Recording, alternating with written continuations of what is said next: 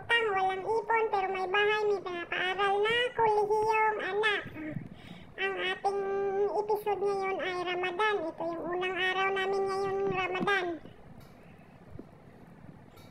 Kapagod naman dito pero hindi masyadong pagod kasi light-light lang ang mga niluluto dito. Hindi kagaya nung nasa ibang bahay. Dito sa amo namin, basic lang yung ginagawa ko dito. Light lang siya kaya easy. Dito sa amo ko, agay, simple, easy lang talaga. Kaya relax lang. Hanggang alas 6, 5:30 pala ang putor ngayon. Kaya relax lang, kunting luto lang. Ganyan lang ako sa kusina. Hindi kagaya talaga sa ibang bahay. Sa Lola, Diyos ko po, mga traditional pagkain ng mga niluluto nila. Pagod na pagod ang mga katulong nila. 4 pa ang katulong doon sa kusina. Pero sobrang pagod kasi sa dami ng mga niluluto. Di na maintindihan kung anong bang lutuin. Sa dami-dami. Gusto talaga lahat ilalagay sa harapan nila. Pero dito sa akin, chill lang.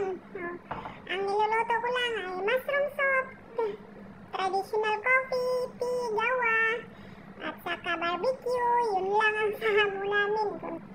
Lagyan pa ng french fries. Sa ibang bahay, walang french fries niyan eh. Kaya easy lang ako dyan, relax lang. At saka konting sambusa. Bago kasi dito mag-Ramadan, agoy, dami ng preparation. Yung ibang bahay, marami ng preparation. Marami na silang ginagawang mga sambusa, cheese, mga ganun, roll, pang ano nila, pang matamis. Bago pagkatapos ng putor nila, magpitiyan sila, magagawa eh. Yan, ganyan lang. Pero dito sa amin, after ng putor, maglayasan na yan. Magpunta-punta na ng mga bahay. Kaya relax ako dito sa tagaluto. Maswerte ako dito sa pinupuntahan ko kasi masyadong magaan ang trabaho during Ramadan. Yun nga lang, ang tagal matulog. Pero mas marami pang mga katulong na matagal ang tulog kaysa sa akin. Yung maabot pa ng alas 2. Sa dami ng hugasin. Di na maintindihan ang kusina sa dami ng hugasin. Dito, kunting hugasin lang, Pero pag napunta ka sa ibang bahay, agoy, malas-malas mo. Kulang ka pa sa tulog. Paggising mo pa sa umaga, maglilinis pa. Pero dito, wala. Easy lang kasi memorize ko na. Saka konti lang mga niluluto ko dito. Yung mga kasama ko sa kabila, sobra, agoy. Wala pang kalahati sa Ramadan. Pero pagod na sila kasi lahat nga ng pagkain ilalatag na sa harapan. Gusto nila kasi maraming pagkain. Ganun dito pag Ramadan. Parang piyesta sa pagkain sa harapan nila. Once a year lang kasi yung ginagawa. Kaya tuwang-tuwa sila pag Ramadan na. Masaya sila. Pero kami hindi mga Muslim malungkot. Nakikisimpatiya din naman kami. Yun nga lang. Yun, pagkatapos din naman ng Ramadan, magbibigay din naman ng ito. Pero hindi kagaya sa ibang bahay, malalaki yung binibigay. Kasi pagod nga sila. Pero dito sa akin, okay lang mo lang ibibigay. Kasi light lang naman ang gawain ko. Hindi kagaya sa ibang bahay. Relax na lang dyan, Hanggang sa pagkatapusan pa yan. Hanggang 31 pa. Hanggang mag-ib. Ganyan lang ang gawain ko. Light lang siya. Hindi kagaya talaga sa ibang bahay. Dito, mga bata, hindi mo mapapakain ng mga Arabic food. Gusto nila yung light lang talaga. Iba na yung mga generation ngayon. Yung amo ko din, ayaw na din ng mga ganong sinasabi nilang laham, mga spirit, sa Arabic kong tawagin, pero dito ayaw. Yun lang pinagkakaiba dito sa pamamahay ng amo ko at saka sa ibang bahay. Sa ibang bahay kasi masyado talagang maraming traditional food. Pero dito ako, relax lang, diba? Kunti lang yung niluluto ko, kaya easy lang. Sa ibang bahay, agay, tambak ang hugasin after putor.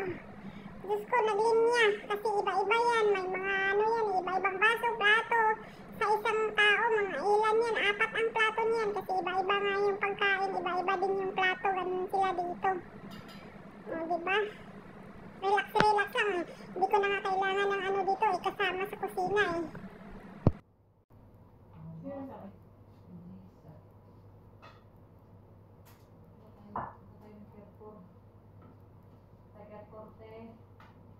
Maglaroy-laroy. Magkuha-tagpuan dito. Kasulatan.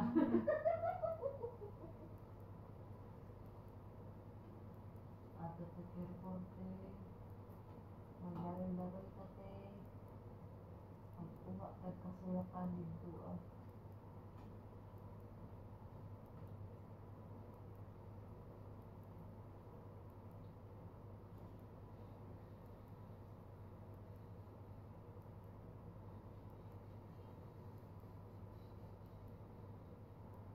Ito pa naman. Gising ko.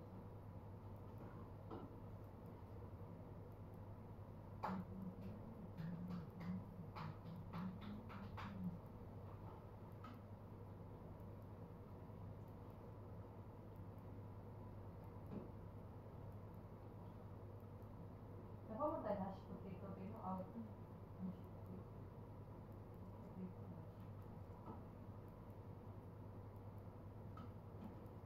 Sure winnable. Wobble.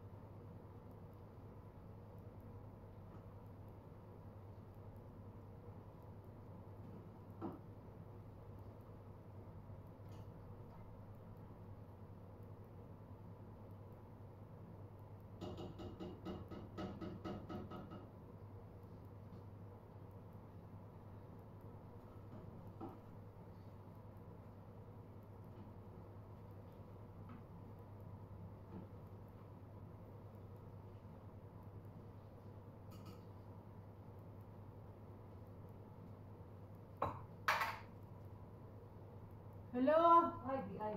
Heidi? Hello! Ay, di ay. Kabuang. Hello na!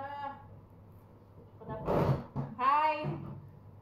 Nanapog ko, magsinamok ninyo. Mag-vlog na lang pug kaha ko no.